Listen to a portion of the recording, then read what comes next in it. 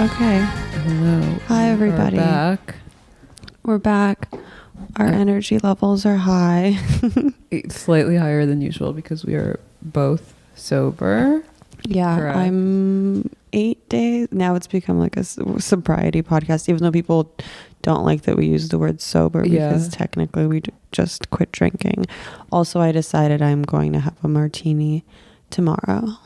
What's tomorrow? Is this the screening of your film? No, I'm going to go to Lucien. Oh, okay. So I'll have a drink there. You have to. It would be pretty pathetic if you were like drinking O'Doul's at Lucien. Right. But I have like 8 days. I don't feel, my moods haven't really balanced out, but I do feel skinny. You do. So great. Congratulations. Thank you. That's the most, nothing tastes as good as being skinny feels. I think Confucius or Gandhi said that. I'm wondering if being drunk or skinny feels better. I guess skinny. Being skinny, because being drunk feels good in the moment, but then you're like a puddle of tears at the end of the night, like terrorizing everybody around you. Mm-hmm. I think that's a natural part of getting older is prioritizing being skinny over being drunk. Yeah. If you're like a true 1% or elitist, then totally. Anyway, so we have some housekeeping. Oh yeah, we have a show. It's a couple months away. It's in April. It's April 12th, Friday, at the Bell House, which is a bigger venue than Union Hall, where we usually do our live shows. So, and those sell out pretty quick. Yeah. So if you're in New York and around in April, I would get tickets soon. Anything else? Yeah, you should, because we are like the Rihanna or the Ariana Grande of extremely marginal left adjacent podcasts, and that we will sell out the day, like in one day. These tickets are going to go quick, folks. Yeah. So you're gonna really want to snatch them up, and we are known for our wildly imaginative and fun live shows. Yeah, so and scathing hot takes. We're also working on perhaps some sort of cam girl live stream special for our Patreon subscribers on or around Valentine's Day, because we figure a lot of you probably don't have relationships. Yeah. You can hang out with us. It's cuffing season. When is cuffing season? It just in the winter. It's just whenever it gets warm, and you want to like cuddle up with somebody at night. When it gets cold. Oh, when it gets cold, that's right. Yeah. It's the winter. We're like in the thick of cuffing season. Yeah, and you need to feel somebody else's body heat and like oppressive energy envelop you as you sleep. It's awesome. Monogamy rules. I'm learning it the hard way. Anna, what, shall we just get into it? Did you see that Gillette ad? Yeah, the Gillette ad. That gay ass Gillette ad that they unveiled today. I did see it. I'm surprised they didn't get like Dev Hynes or somebody to do the soundtrack for it. Just like, did you notice? I thought you would have appreciated the cat calling portion of the commercial, where the white guy leers at the woman on the street, and then his black friend is like, "Hey man, that's not cool." Everybody knows that white guys don't cat I was like, call that people guy or has have never black friends. Exactly. That guy has never catcalled a girl. He's like, hey. He doesn't even catcall her. It's like she walks beautiful by and he kind of like leers at her sexually, which is like normal. He expresses a sexual desire that is no longer permissible. It's cool that like we're almost in like the Sharia law portion of Western civilization, where like if you so much as express a vague sexual interest in a woman, they can like cut your hand off in the marketplace. Even though I know you think it's disgraceful for men to show their ankles. Yeah. They should that's like the sentence. It's 10 years of showing your ankles. Yeah, I noticed that the footage that they intercut which I wasn't sure if it was like found footage or if it was footage that looked vintage but was like deliberately made for the commercial. No, I think it was like old Gillette ads. Oh, that's so cocked. I know, isn't it pathetic? That's like I went to like a sex shop in Jackson Heights a couple of days ago, and they had those like penis cages that like men wear, which Dick like cage. I was like transfixed by like the display of like crops and butt plugs and dildos, but the penis cage, I will admit, is too much and too far. Like there's nothing more humiliating than a man who lives that's the point. well, right.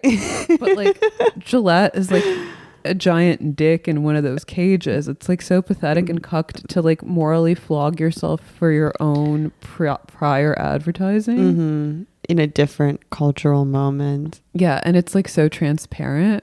It's so cynical. It's so transparent.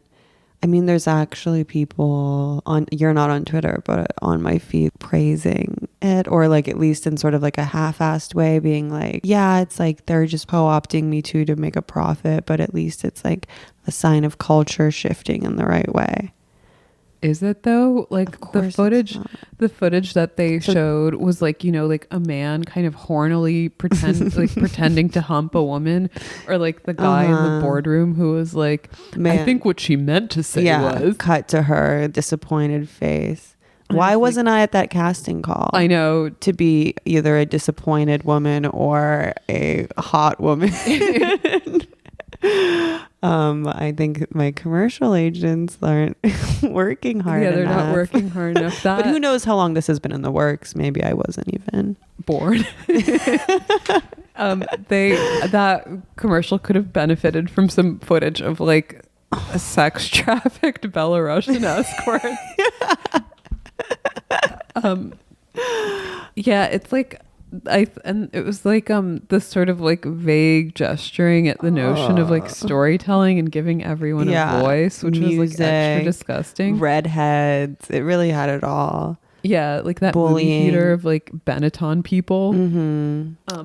But it's like the same, like boys will be boys, not anymore. Which like they won't be anymore because they're all going to be trans anyway. They're going to be like on that Andrea Long Chew tip, like, I'm transitioning because I can't stand my own power and privilege anymore. Because I saw a Gillette commercial where a businessman mansplained. Yeah, and a woman looked sad. That commercial, I did watch the whole thing. I like kind of skipped around toward the end. Oh, you have to watch the whole thing, Anna. It's our job. I liked, yeah, it is, I guess, yeah, research. I liked kind of like the soaring musical score. But like it like that commercial like threatened my masculinity. I wanted to like slit my throat with like a competing razor brand, or like transition so that I could Me Too a bunch of chicks and get called out in a Medium post. It made you a men's rights activist, basically. Yeah. It was like a really disgusting, pathetic display of I don't know what. Well, cyberbullying was also seemed to be one of their points, because they kept showing like they kept interlaying mean text messages that said like freak and stuff, which isn't really to me a problem of toxic masculinity, or like men, and it's a problem of humans. It's not a problem. Cyberbullying rocks. It does, yeah. As people who like routinely get cyberbullied, we're here to say bring it on. It's the only reasonable reaction to like being inundated by internet content every day anyway, is to nihilistically lash out against other human beings. And I'll go on the record endorsing cyberbullying, catcalling, fighting. Yeah, men should fight. Everyone should fight. I mean... I started watching Love After Lockup, which I'm obsessed with. And one of the, I almost said contestants because everything is like a game show. One of the characters said that she met her inmate boyfriend, like they were together for like a month before he got locked up for a surprise, a violent assault. Bar fight. And they met because he defended her against another guy. Yeah. And I was like... thinking like, if some guy punched another guy for me, I would be like soaking wet. I'd be like, hey daddy. I think that there's like an unreasonable stigma against violence that goes unevaluated in our culture. Yeah. And there's a mashup, like people think that language is now violence. And then there's also, I mean, you're right, there's like a stigma against aggression and negativity and violence, which are things that are like warranted in certain situations. Not all of, I mean, there are things that are normal. Yeah. Like Dasha, have you ever hit anybody? Have you gotten into like a physical altercation ever? Boyfriend's not counting. Yeah, I was going to say I hit Adam a lot. How's that for toxic masculinity? And he's never struck me even once. Even though I do definitely deserve it. I'm literally begging for it sometimes. Yeah. I've been punched in the face in high school. Really? Yeah, and I retaliated, but not like, I haven't really been in a serious fight. I've been in like a quick little altercation, you know? Yeah. But like, what do women want? Like, you want... Have you ever hit anyone? Have I ever hit anybody? I would. I've definitely like hit my sister before. Sure. And I'm trying to think who else I've hit. I probably hit like my second boyfriend, who is my current best friend. I've definitely hit him once. Sure. You know who I wanted to hit? I sent you that video of that chubby comedian on the news. Which one? That woman. I forget her name. Bernie is like making fetch happen. Yeah, she said that Bernie needs to go away because he's disheveled and he's not, old white men are canceled and they need to go away. That infuriated me. Yeah. So much. I wanted to do like Guantanamo Bay type stuff. Like waterboard her. It made me feel sadistically angry. Me too. I had the same reaction, and then I was thinking that we were being too charitable to her because we would like lock her up without food or water, but she would just lose 40 pounds and like start to look attractive. So, but if I saw that girl, I might kick her ass. Yeah. She'd probably win. She deserves it. She'd probably win. She would just in a like fight, body slam in a physical you. fight. But I think it's normal to want to fight people, but I don't know. Yeah, I think certain violent urges are probably totally normal. I'm not sure. Corporal punishment, reasonable. Yeah. Effective. Time tested. Yeah. I'm like not even sure like what toxic masculinity means. I mean, I guess it means being arrogant and aggressive sexually or professionally. It's sort of the behaviors and attitudes that are sanctioned and encouraged for men to have, even though obviously they're not, because look at our advertising, which they'll get fired from their jobs. Yeah, but they with no formal inquest, but the fact no court procedure. But I mean, the fact that like some corporate focus group at Gillette is strategizing this commercial just shows that this is now the dominant mode of culture anyway. Right. And again, it operates according to that liberal logic where it is now the dominant cultural discourse. Let's say it is now the cultural mainstream, but it can only rationalize its position as such if it continues to see itself as the underdog. So all these feminists and liberals think they're fighting an uphill battle to purge the culture of toxic masculinity. And as usual, this is now kind of the norm, but they don't really know what they're fighting for. I mean, it's like that movie, like that Haneke movie, The Piano Teacher, where she entertains all these aggressive and violent S&M fantasies, and when it actually happens to her, she doesn't like horrified. It turns out that she's repulsed and horrified, as you would be. And you think about like the men that we know in the circles that we operate in, and to accuse any one of those men of toxic masculinity is preposterous. They can't even get it up. Yeah, they can barely. They're like all so cocked, and they're all so nice, and they all ask permission. Like men don't barely even ask you out these days. Well, sure.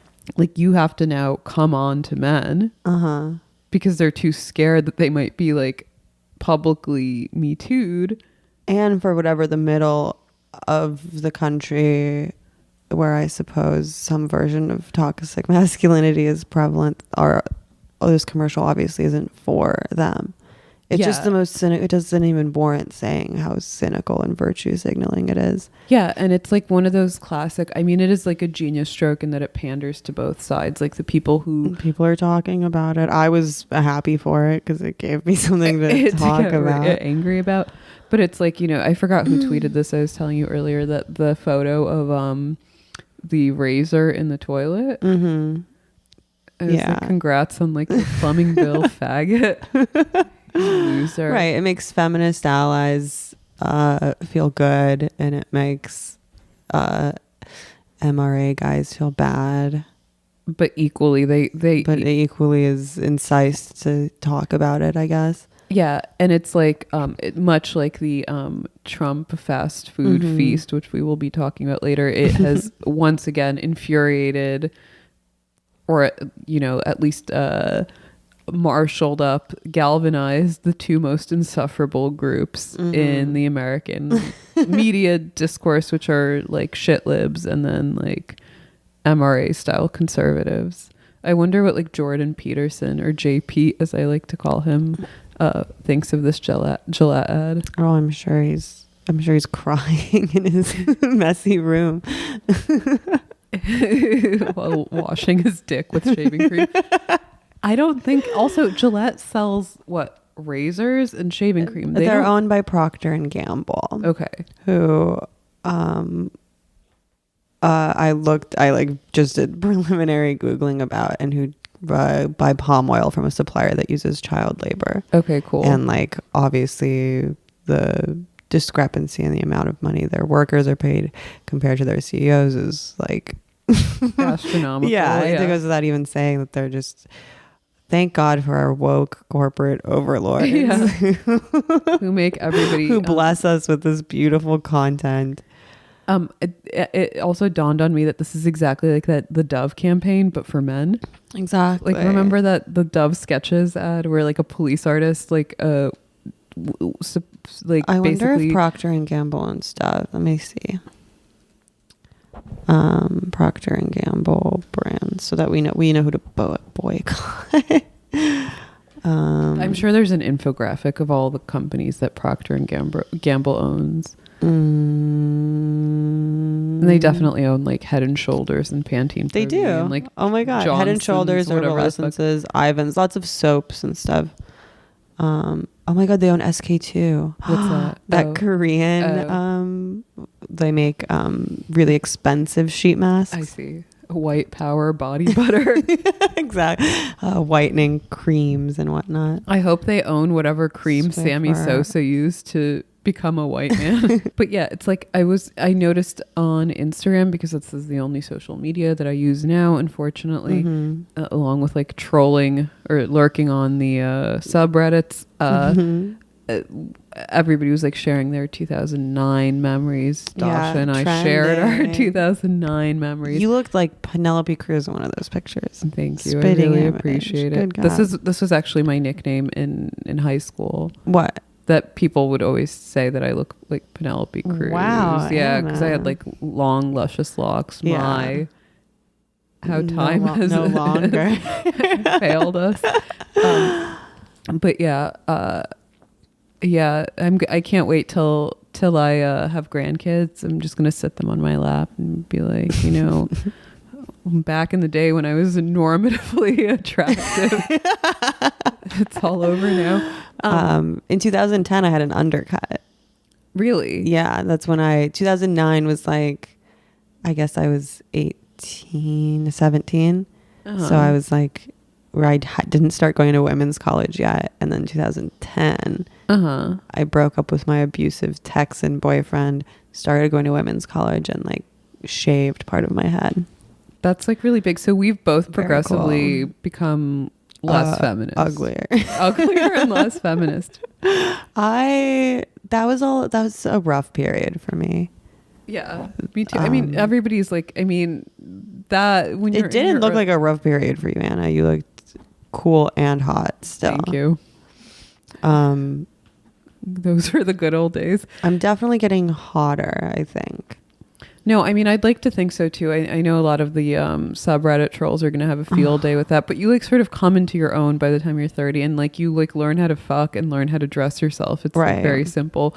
Whereas when you're 20, you're just like basically like sponging up all these trends like fedoras and infinity scarves and studded gladiator sandals. Like stacked Kanye shades because somebody saw a Mary-Kate and Ashley Olsen pro Anna Thinspiration Tumblr. Like, it's all very depressing. But yeah, but I think it was back in 2009 when the Dove campaign first came out. It was when body positivity was invented. Yeah, and it was like the definitive moment. Yeah, when advertising became kind of self-sentient and woke. And we didn't see like the full ramifications of the trend until now. But I feel like what that did was like definitively it abandoned the idea of like the aspirational in favor of this kind of like self-deprecating, self-referential aesthetic of like you know, like average people, which mostly just means morbidly obese people. It's like guys that look like Louis C.K. and women who look like Megan McCarthy or whatever. What's her name? Lindy West. The fat one. Yeah. She is tremendously fat, that lady. Which one, Lindy West? No, yeah, Lindy West. Let's just list everyone who's really fat. Yeah, that's for the rest of the podcast. Someone's got to counteract all of this woke advertising. Yeah, I mean, there's going to be a backlash. These things are cyclical. I think that at the end of the day, this is the best really, men can be is the best men can be versus the it old used to be best a man can get, and now it's the best men can be. I mean, that's so annoying. It's not like they're talking about like women. Oh, they also included a promise to pledge $1 million per year over the next 3 years to Boys and Girls Clubs of America. Which like we should actually, I mean, we're too lazy and stupid to look into this now, but we should probably look into the Boys and Girls Club of America, because I guarantee you that's another kind of creepy neoliberal racket. We're gonna get real conspiratory after this Gillette ad. It's a sex trafficking Gillette justified the campaign by explaining that, quote, as a company that encourages men to be their best, we have a responsibility to make sure we are promoting positive, attainable, inclusive, and healthy versions of what it means to be a man. I didn't see any trans people in that commercial, did you? Not woke enough. Yeah, I'm sure somebody like had that take unironically. Of course. Trans people do a lot of shaving. Definitely. I think they mostly do laser hair removal. That's what I would do. Yeah, that's what I did as a trans person. I'm going on the record. But basically, like this whole idea that like masculinity should be inclusive, like, no, it shouldn't. Neither should femininity. It's like an essentially exclusive thing, just like kind of like maybe also like being like black or Chinese or like Armenian or being Chinese needs to be more inclusive. But it's just like this whole sad thing where I've said this before, and I'm going to say it again, but there was this kind of TLP point. For those who don't know, TLP is the last psychiatrist. You should read that blog. But he made the point that in an essay about the Dove ads, that this new kind of advertising is pandering to a demographic that like transcends race or sex, and very often class, but is a demographic that's characterized by its like psychological weakness and laziness. So they'd much rather have the bar lowered to them than they would aspire to like some unrealistic to a better standard, right? Like an aspirational standard, which is like why we need body positivity in ads and et cetera, et cetera. And like at the end of the day, he was saying their mistake was in thinking that they'd have a better chance of changing society, like the objective kind of rubric, than they would changing themselves, i.e. like, you know, losing weight or getting healthy or whatever. Right. And like So it'll just be like a triumph of mediocrity. Right. But at the end of the day, actually TLP was wrong, because those people unwittingly, unknowingly did win, because they did change society. They successfully lowered the bar as a whole. Sure. So now everybody is like Family Guy or the Charmin Bear. You hate those. Really Every do. time I see them, I think about how you say that they have a poverty mentality. And Me Too is just ruining culture. It's ruined everything for everyone. And now it's like no one gets to fight or grope anymore. Yeah. Movies are bad. Commercials are bad. Yeah, and it's like Gillette should be so lucky that they have one of those products that is never going to go out of style and is never going to become. Well, actually part of the reason that they're sort of doing this cynical woke rebrand is because like neolib millennial shaving services like Dollar Shave Club or whatever, that stuff that where you can get like razors in the mail is actually causing Okay. Like this is like extra pathetic. Yeah, like razors of course are always going to have like a market, but the way that they're being sold is no longer. Gillette is sort of, I think they've dropped like, I don't know, some significant amount of share points. So they've lost like a market share. Mm-hmm. I'm gonna subscribe to Dollar Shave Club just so I could slit my throat. It's just a better idea. I mean, to get razors in the mail. Yeah, because you don't have to like go out and buy them. I get my razors like at Target, but I also like. But I end up using the same razors forever, and. Yeah, and that's disgusting. Anyway, I didn't mean to endorse Dollar Shave Club or anything accidentally. Like the quip of razors. The other thing that about the other thing with razors, is you can use them to kill yourself. You can use them to slit your wrist. As everyone involved in that atrocious campaign should do to preserve their honor and save face. No, the thing with razors is like the cartridges are like astronomical. Like I used to shoplift them from Wegmans for my boyfriends because they're like $17. They're expensive. They seem extremely wasteful. Mm-hmm. I don't know. Well, you got lasered. Yeah, I got lasered, so I use a razor a month basically. Mm-hmm. You know, to edge up my mustache and my pits. I think like getting lasered was the best thing that I could have ever done for society because I'm Armenian and we're hairy people. It's like really disgusting. So you've lowered your carbon footprint. Yeah. I mean, razors are horrible. They're like straws. They're very like wasteful. They're made of plastic. Yeah. I'm sure tons and tons of them are like thrown out every year. Yeah. They're like horrible for the environment. There's so many like great. Yeah. optics that are like apart from this shitty woke ad that are bad about razors. Yeah. Like their labor practices and their environmental impact. Shaving cream is probably also fairly toxic and carcinogenic. Sure. Who uses shaving cream? Who uses shaving cream and who do ads work on? Like, I don't know. That's another question. Who is watching an advertisement and feeling an emotional? I guess people are. I mean, they must be. It's a whole industry. Yeah. I mean, yeah, that's the other thing that I'm always stunned by. Like, you have Twitter, so you're like a better observer of this. Mm-hmm. But like, there are actually people on Twitter now who will debate the sides of an ad, a particular ad, and get like really worked up about it. Mm-hmm.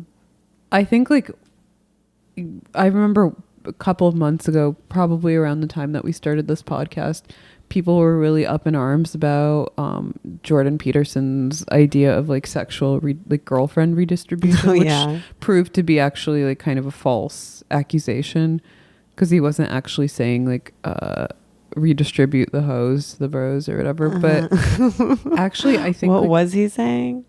What was he was using about? Some kind of anthropological concept or something to illustrate a point. I don't know. I'm genius. We actually can't wrap our small women's minds around it, so we won't even try. But I propose, I have a really good sexual redistribution scheme, which is that will yield a more productive social society, which is that all the media girls get trafficked into sexual indentured servitude and are assigned like a men's rights pundit to be their male guardian. Yes, like their husband, or basically like, you know, like Jessica Valenti gets like Ben Shapiro or something. Lauren Duca gets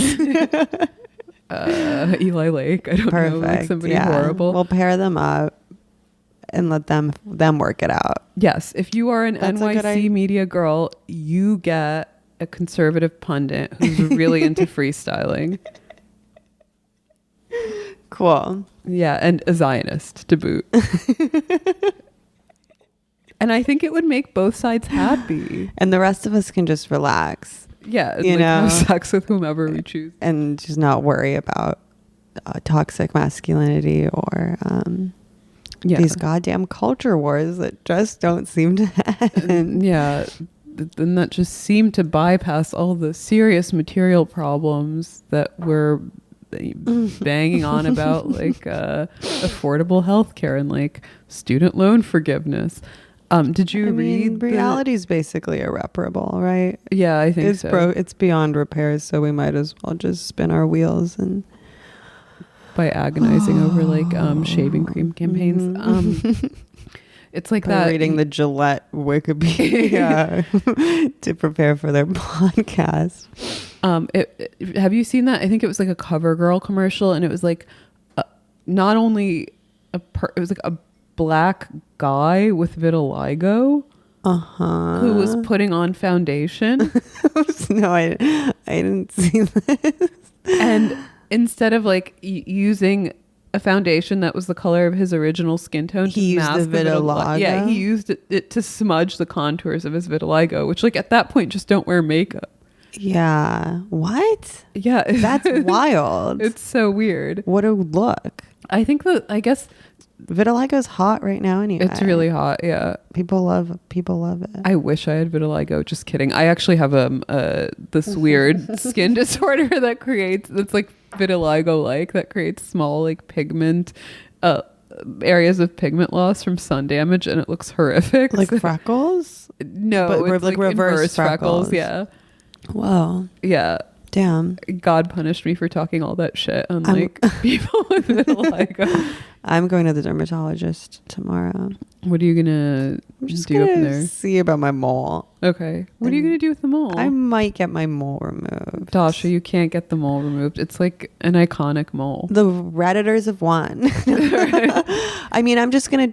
I have some other moles I'd like to check out. I guess just a normal skin, just a checkup. If you ever get your mole removed, I ask you that you save it and flick it at Luke Turner, Kumar's Salehi when you see them next at like a bar. I'm gonna mail it to Kumar's Salehi. Yeah, you could get a lot of money. They would never be caught. They would never go to like a bar. No, I guess they probably don't even know about it. It's too fucking cool. Yeah, that's true. And if I was drinking, I would be up in there tonight. Did you read the Zizek RT article on toxic masculinity that's making the rounds? I don't know. I watched his little video about the yellow vests, which I enjoyed. And what was his take there? He was like that their demands are unreasonable and like impossible to meet, but the whole point is that it's like it's not about having demands met, it's about having a whole new thing, a whole new system. Right. But what was his take on? He had an article in RT called "Traditional Masculinity Toxic?" ? I love him. Sorry, I'm like a total fob, so my intonation is weird, but he's asking the question rhetorically. But it was in RT, which is such a power move. It's like that time. I love Morrissey, that he's that's what he's doing his little videos on too. What, an RT? Mm-hmm. That's so cool. Sleeping with the Enemy. It's like the time that Morrissey published his autobiography on Penguin Classics, which was like such a baller, like boss move, because Penguin Classics historically only publishes dead authors, like Catullus or whatever. Sophocles, Aristotle. Yeah. Which is like, and I love that Zizek will write for anyone. I know. Well, because he doesn't have a lot of options. Is that why? He's so respected by he's respected by the right people. Yeah. But I think The Guardian won't publish him anymore, someone was telling me, and Noah Cullen, I think, was telling me, who does a very good Zizek impression. Really? Mm-hmm. Maybe we should have him on. We should have him on. Yeah, if have Zizek, him spit. I think what we should do is like aim for Zizek, and if we can't get him, we'll have Noah Cullen as Zizek, or maybe we'll have Zizek and then follow him up with an insulting impression. I want Matt Chrisman. He won't do it. He won't do the. Does he do a Zizek impression? They both did a Zizek impression to me in the same night. Noah's was a little better. Okay. But Chrisman does one as well. But I would just like to have him on the pod because I enjoy him. But they should just have a Zizek duel on the pod. We'll host. Yeah. Go on. But he had a great. What did Daddy have to say? He had a great point that I did take down some notes. He did have a really great take. By the way, Zizek is a messy and petty bitch, and this was actually really like a long wind up to to airing his grievances about the Avital Ronell situation. Oh, cool. But he argues that this is a case of like designating something like traditional masculinity as a pathology kind of oddly mirrors what was going on in the Soviet Union when things like being a dissident or a homosexual were literally categorized as a mental illness, right? Which made them easier to punish and prosecute because they were like officially medically scientifically they were like categorizable. Yeah. But he was saying that basically what it does is like sanction all sorts of corrupt and careerist behavior under the guise of kind of an ideological neutrality. Like this is objectively true because whatever the fuck psychological like foundation or like center for psychoanalysis says that being a toxic male makes you mentally ill. Right. But it reminded me of like that Jenny Holzer thing, like deviance or sacrifice to increase group solidarity. Like it's basically that. But he talks about how like power and the way that it works in all guises. And how does he extrapolate that to the Avital Ronell? He says this is him on the Ronell incident. He writes, as a result, I was able to observe how power works in all its guises. I don't expect people to be heroic. I just think that there are certain limits, both professional, betraying one's theoretical vocation if one has it, that is to say, and private, writing passionate emails to a person one finds disgusting, like the accuser did, that one should not violate. So he's basically taking a hit at this Nimrod Reitman guy because in those emails, which are public, he reciprocates Ronell's affections, let's say. Mm-hmm. And he writes, this is how toxic masculinity is left behind in the new politically correct atmosphere where one joke made in bad taste can ruin your career, but ruthless careerism is considered normal. A new universe of subtle corruption is thus emerging in which career opportunism and the lowest denouncing of colleagues presents itself as high moralism. Damn. Yeah, which is pretty much Twitter. Yeah. It's like everyone on Twitter. Good for him. Good for RT. Yeah, but he's like absolutely right. And it made me think of like, you know, as people who are routinely accused of victim blaming, I feel like we feel pretty passionately about this. Yeah. Like if you find something kind of totally off limits and repulsive and repugnant, it's your duty to set boundaries and to speak up in situations where you can. Right. And most of the people doing all the complaining can because they're like academics or journalists. They don't have anything to lose. Yeah, they're not like, God forbid. They only have something to gain. Yeah, except for their dignity. But yeah, and if you don't say anything, if you don't set your boundaries, then if you choose for whatever to lead somebody on or play along with them, you have to be like fully aware and accepting of the fact that you're forfeiting your right to call yourself a victim because you're not a victim, you're an agent. Right. And I feel like that's kind of the atmosphere we find ourselves in, where something like toxic masculinity is basically a catch-all term that is used to neutralize and sanction bad behavior by women. Damn. Yeah. I mean, that's all it is. It's like, and liberal feminism like ostensibly like the goal of liberal feminism was to make women equal to men.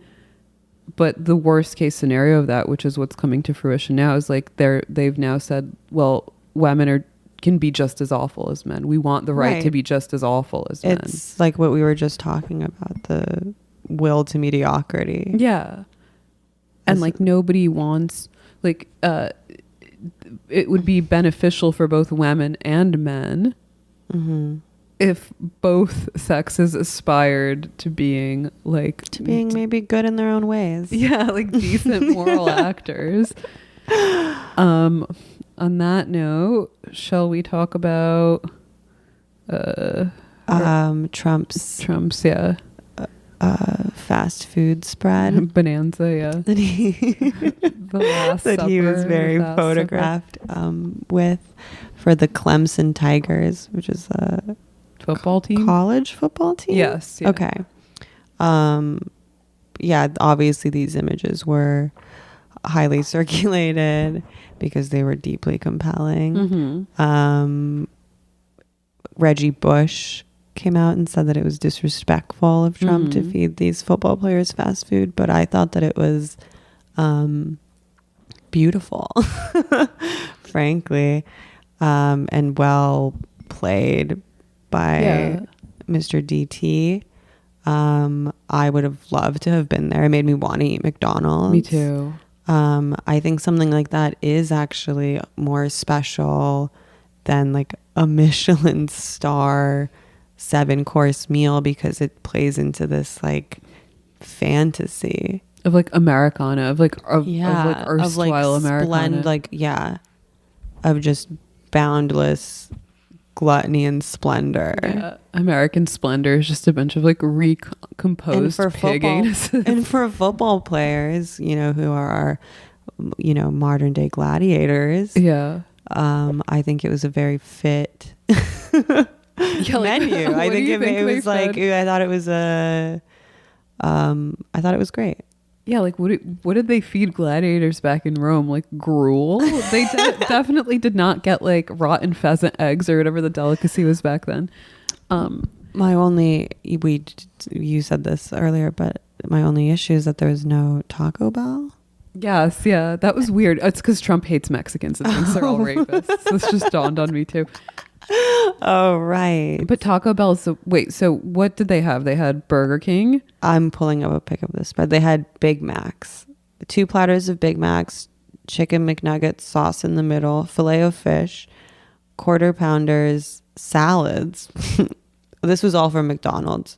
And then Wendy's, chicken sandwiches, more salads, burgers, and then Burger King just Whoppers. And then at another table, there was fries and pizza from Domino's, I guess. I'm like literally salivating. I know. Because we don't eat on this podcast. Because I've been doing sit-ups. I've only been doing sit-ups and thinking about the Gillette ad all day. I saw Leia, my You'd have to be roommate, a fool to go to the...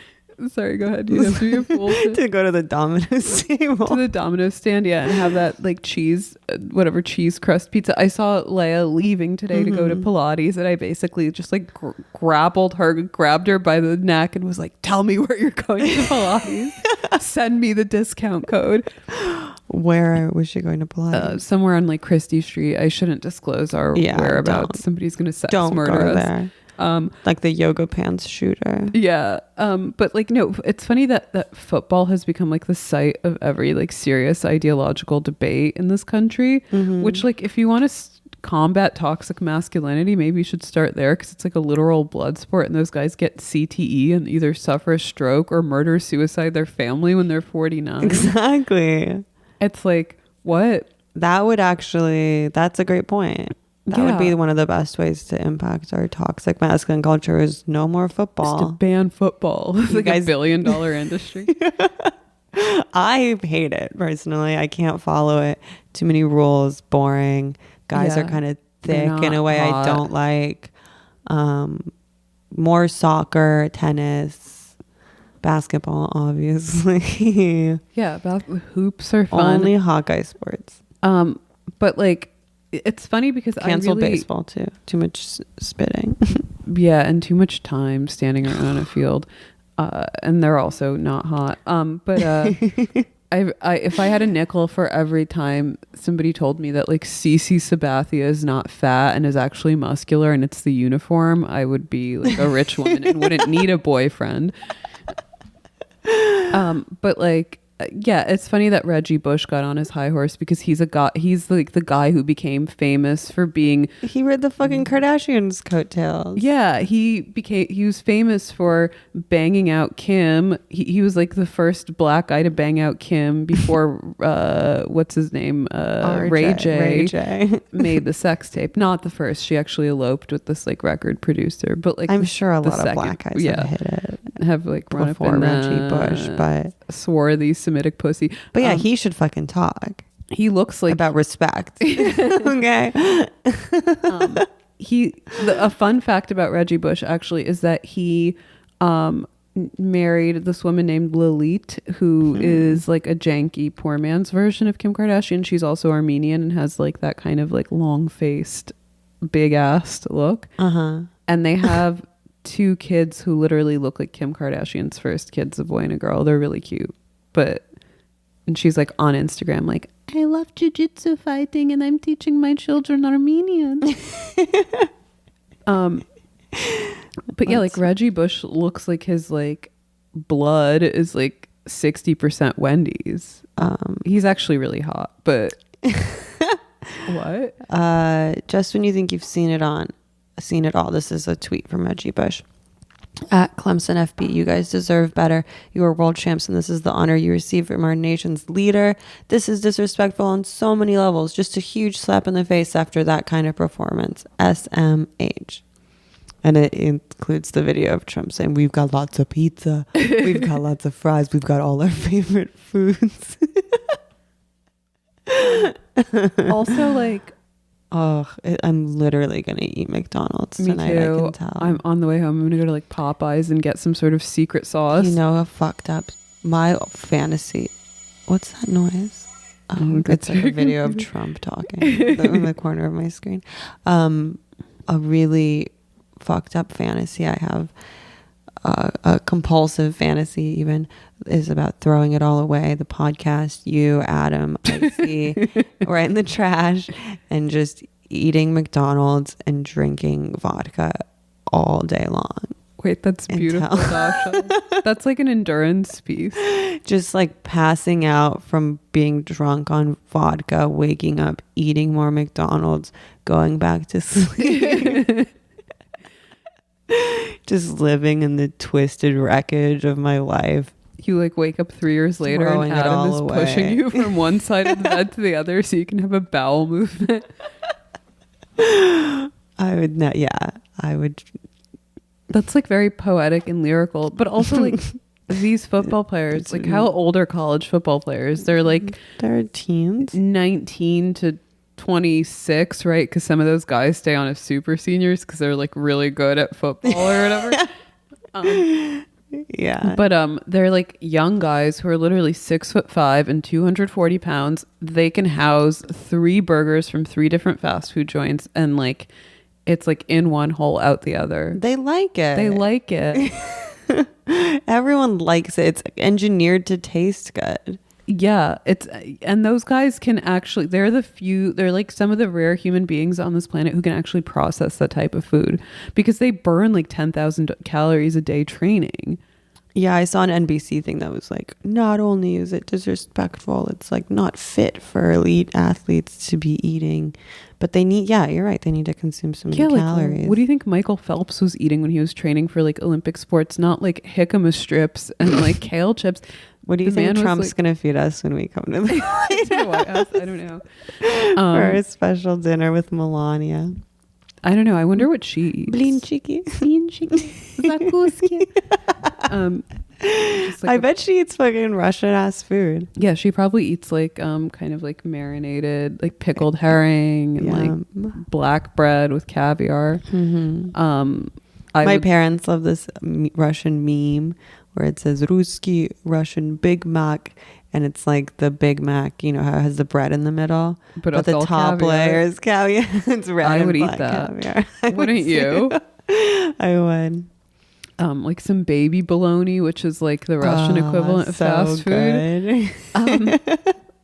But like, I guarantee you, these guys were pretty probably thrilled with the meal, because it's not even like some of them went on the record saying they liked it. Yeah. Yeah, I don't think anyone said the quarterback, opposite. Trevor Lawrence. This is from He TMZ. said it was cool. He said he couldn't wait to come back. I mean, it was about the pageantry of a visit to the White House, which, like, also it's college football. I know it's a big sport, and I know that people love college sports, but like personally, I don't care that these people got a visit to the White House. Who cares what they ate? Right. It's not really a big deal. You sort of can't critique the McDonald's feast without inherently implying that you think visiting Trump is a great honor that should be, you know, yes, treated with reverence. So it's cool because all these like lib pundits cuck themselves by basically acknowledging cucked that, again. Yeah, they're self-cucking. We don't even have to have this podcast where we like make fun of their foibles, because like they are like they do it themselves. A self-contained parody. Oh yeah, these are some big boys and they look like they're having a great time. I bet the fillet of fish was barely touched. Yeah, I'm sure. They probably threw it out and didn't even offer it to the White House staffers. Well, Trump also said it was because of the shutdown. Oh, he got cheap food because the Dems won't let him build the wall, so he can't reopen the government. So there's no one working at the White House. So that's why he had to go and get the fast food. I see. Which is, you know, quick thinking. Yeah, that's actually that's like a cool excuse. It's actually the Democrats' fault.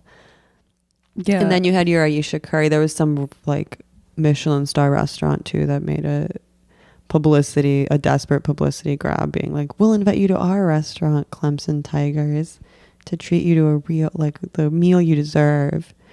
And then Ayesha Curry said too that she would, why is she even talking? I don't know. Isn't she Christian? Shouldn't she turn the other cheek? Right. I hate the Currys. They're like neoliberal careerists if I've ever seen. I know. Well, I hate the Warriors in general. The Warriors? Why? Because they're like the Bay Area's like Silicon Valley team. Oh, really? They're like too good. They're like algorithmically good. Oh, yeah. They like Moneyballed it or something. What do you mean? That movie Moneyball. Oh, I have no idea what you're talking about. It's like about... I'm going to sound like a real dumbass. It was about like the way that they started using statistics in baseball to sort of engineer teams. Obviously, I don't know what I'm talking about, but fuck the Warriors. I'm also just, you know, a Lakers fan. Yeah, because my boyfriend is. So right. Yeah, that's where my loyalties lie. I can see you and Adam sitting front row in a couple years. He's like a very kind of like Jewish bespectacled character that like would look good courtside. I love him with like so a lady. Much. He would. Yeah, because you know, like he deserves that. Yeah, and he has like that normcore style and glasses. It's like Woody Allen or Spike Lee, who's also a very Jewish character in spite of being black. Like he's very nebbish and hunched over. Yeah. And like an erotic auteur. But yeah. That's a nice wish. I wish that for us as well. Yeah. You could supplant Beyonce and Jay-Z, though they go to Nets games, which is like another gross. It's like the East Coast's algorithmically engineered neoliberal team that everybody hates, and they even have that identity that's like undesigned. It's right, like that flat it's like played logo down. Like nobody wants to see that too. Like the aesthetics of sports matter very much, and basketball was cooler when they wore short shorts. And had like kind of Jurassic Park, like Space Jam aesthetics. I think that basketball has a good look going. Not the Nets maybe, but like a lot of players have cool style. Yeah. And like that's true. Tattoos, and sometimes they wear these like long socks that are hot. Yeah, I like the long socks. Yeah. They're like making sartorial choices.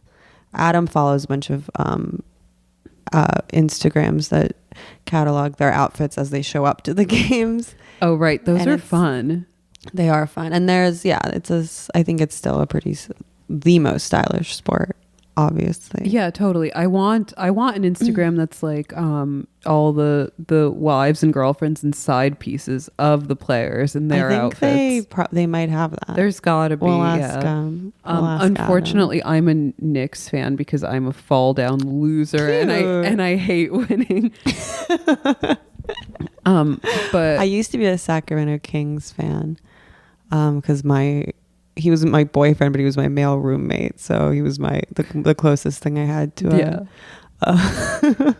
a male guardian, and he was a Kings fan, and that was like being a member of ISIS. You couldn't be more pathetic, downtrodden. Yeah, I like rooting for the underdog in sports, not so much in politics. I think that my favorite team, obviously basketball, actually not obviously, is the Celtics, because there's like no, I'm seriously like a big Celtics fan. Fun fact, because I forgot it was during the playoffs a while ago, maybe like 5 years ago, but there was like that trifecta of like Kevin Garnett, Paul Pierce, and Ray Allen, who like had the sickest 3-pointers. And I think what's his face, Rondo, was on the team, the little guy, and he like dislocated both shoulders or elbows. He dislocated both elbows and kept playing. And I was like, that's like dedication. Boston, baby. Yeah, we should do a show in Boston. A live show, maybe. Our comedy guy. I don't know if I want to get maimed by Mark Wahlberg types. I've never been to Boston. I haven't. It sucked. Yeah, I'm sure. But I went for some academic conference, which would have sucked in any city. We'll like, skip you could be in like Bali or like fucking Hawaii, and it would still suck. But on that note, get tickets to our live show at the Bell House once again. We'll be promoing for months to come. Is it that time? We're like good, yeah. Yeah. We're at like an hour basically. Oh, whoa. Okay. The funniest the funniest thing that I saw that you sent me was this article by this woman, Megan Garber, in The Atlantic, which she basically like offered up a watered down, like lib friendly version of like the kill all normies argument, which was that like Trump's fast food play was genius because it like hit all the right nerves, and it was all about optics. Right. It was actually a masterful meme from his 6-dimensional chessboard. Yeah, she was like, it was a master stroke marshalling social media.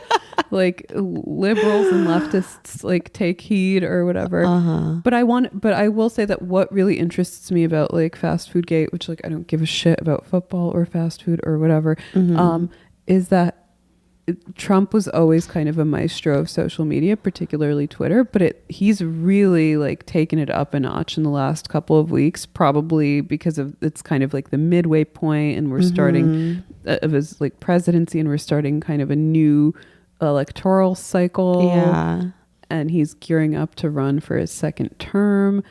And it's almost think he's stepping it up? He's stepping it up, and it almost feels like he hired like a new social media team of savvy millennials, like the Game of Thrones Instagrams and the Pocahontas 2020 or whatever, or 120th. Maybe Gen Zers even with that level of non-linear totally warfare. It's very cutting edge. Yeah, like people who are totally like non-partisan and ideologically corrupt.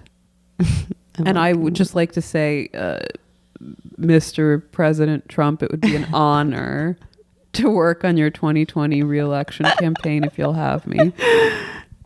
I'm looking at his Twitter now. Why is Nancy Pelosi getting paid when people who are working are not? That's what I'm saying. They should stop working. Yeah. I said it before. It's not. Couldn't be me, sis. Working for free. We work hard for the Patreon bucks. Wow, we did it. Yeah, we didn't even have to reveal that we don't know what Brexit is. Oh yeah. We are going to be attending the Women's March on Saturday. And then we will be providing correspondence about our adventures at the march. I really hope that we get recognized and chased out of tarred and feathered. Yeah. I doubt it. I doubt it too. nobody knows who we are in that milieu, which is kind of sad because that's the only place that I want to be like spotted ever. And it's most irrelevant year yet, you know? Yeah. So I bet at the NYC media types won't even really be there. Mm-hmm. Probably not. Yeah. But I will I'm be curious. wearing a Hillary 2016 belly shirt. Maybe I'll wear my Bernie hat. We can go menace some feminists. Okay. Right. See you in hell. See you in hell.